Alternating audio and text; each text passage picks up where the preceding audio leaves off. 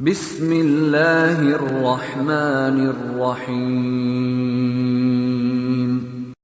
الصلاۃ والسلام علیک یا رسول اللہ وعلی آلک واصحابک یا نور اللہ۔ سفر کہنے کی وجہ: اسلامی سال کا دوسرا مہینہ صفر المظفر ہے۔ لفظ سفر 3 حروف کا مجموعہ ہے۔ عربی زبان چونکہ بہت وسیع ہے، اس میں ایک لفظ کے کئی معنی ہوتے ہیں۔ اہل لغت نے سفر کے کئی معنی بیان کیے ہیں، جن میں سے ایک معنی خالی ہونا بھی ہے۔ آئیے اسی مناسبت سے ماہ سفر کو سفر کہنے کی چند وجوہات ملاحظہ کیجیے۔ نمبر 1، اہل عرب کا معمول تھا کہ وہ ماہ سفر شروع ہوتے ہی جنگ و جدل اور سفر کے ارادے سے اپنے گھروں سے نکل جاتے، جس کی وجہ سے ان کے گھر خالی رہ جاتے تھے۔ اسی وجہ سے کہا جاتا تھا سفر المکان، یعنی مکان خالی ہو گیا۔ نمبر 2، سفر کہنے کی ایک وجہ یہ بھی بیان کی جاتی ہے کہ اس مہینے میں اہل عرب قبائل کے خلاف چڑھائی کرتے اور انہیں بے سر و سامان کر دیتے تھے۔ نمبر 3، اس مہینے میں اہل عرب سفریہ نامی شہر میں جا کر کھانے پینے کی چیزیں جمع کرتے تھے، جس کی وجہ سے ان کے گھر خالی ہو جاتے تھے۔ سفر المظفر سے متعلق بے بنیاد باتیں: سفر المظفر جیسے بابرکت مہینے سے متعلق بہت سی بے بنیاد باتیں مشہور ہیں۔ زمانہ جاہلیت میں اہل عرب محض اپنے باطل خیالات کی وجہ سے اسے منحوس خیال کرتے تھے، جیسا کہ علامہ بدر الدین عینی رحمۃ اللہ علیہ فرماتے ہیں، دور جاہلیت میں یعنی اسلام سے پہلے ماہ سفر کے بارے میں لوگ اس قسم کے وہمی خیالات بھی رکھا کرتے تھے کہ اس مہینے میں مصیبتیں اور آفتیں بہت ہوتی ہیں۔ اسی وجہ سے وہ لوگ ماہ سفر کے آنے کو منحوس خیال کیا کرتے تھے۔ نبی کریم صلی اللہ علیہ وآلہ وسلم نے سفر المظفر کے بارے میں ان کے وہمی خیالات کو باطل قرار دیتے ہوئے فرمایا، سفر کچھ نہیں۔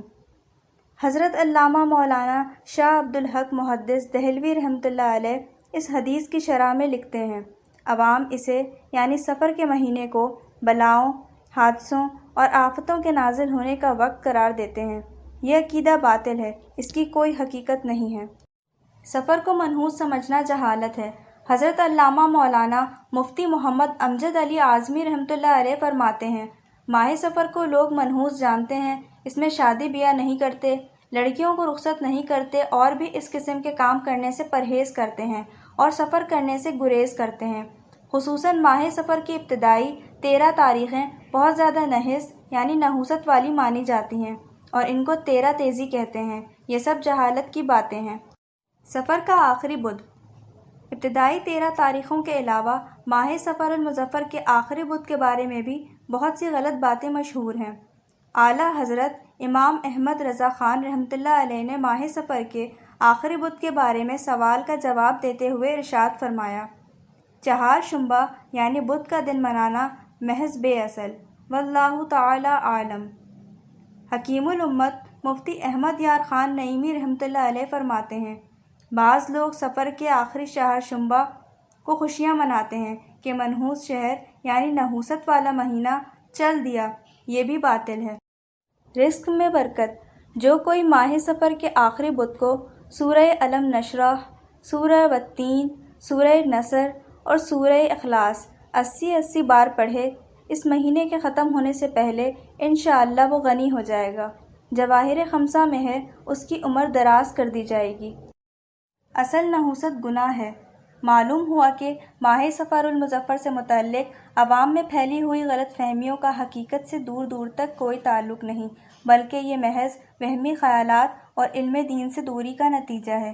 درحقیقت نحوست تو گناہوں میں ہے، اب چاہے وہ سفر کے مہینے میں کیے جائیں یا سال کے کسی بھی مہینے میں ان کا ارتکاب کیا جائے، کیونکہ نحوست کو کسی خاص زمانے جیسے سفر المظفر وغیرہ کے ساتھ خاص سمجھنا تو بالکل غلط ہے۔ سب زمانہ اللہ پاک کا پیدا کردہ ہے، اسی میں آدمیوں کے افعال ہوتے ہیں، چنانچہ جس زمانے کو بندہ اللہ پاک کی فرما برداری میں لگائے وہ زمانہ اس کے لیے برکت والا ہے، اور جس زمانے کو بندہ اللہ پاک کی نافرمانی میں گزارے وہ اس کے لیے نحوست کا زمانہ ہے۔ نحوست دراصل اللہ پاک کی نافرمانی میں ہے۔ سفر کے مہینے میں پیش آنے والے چند تاریخی واقعات: سفر المظفر 7 ہجری میں مسلمانوں کو فتح خیبر نصیب ہوئی۔ سیف اللہ حضرت سیدنا خالد بن ولید حضرت سیدنا عمرو بن عاص اور حضرت سیدنا عثمان بن طلحہ عبدری رضی اللہ تعالی عنہم نے صفر المظفر 8 ہجری میں بارگاہ رسالت میں حاضر ہو کر اسلام قبول کیا۔